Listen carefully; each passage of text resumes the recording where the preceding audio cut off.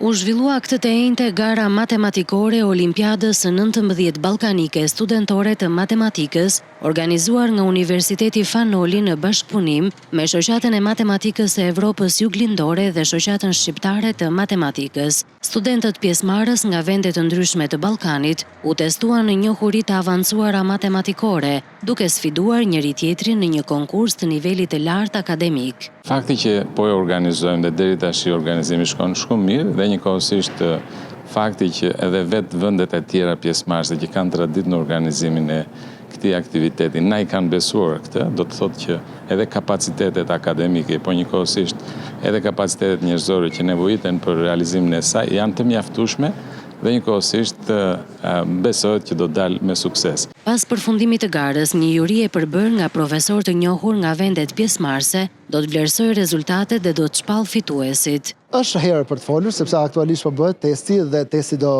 bëj matjen më specifike, megjithatë vlen të përmendet që konkurenca është e jashtëzakonshme.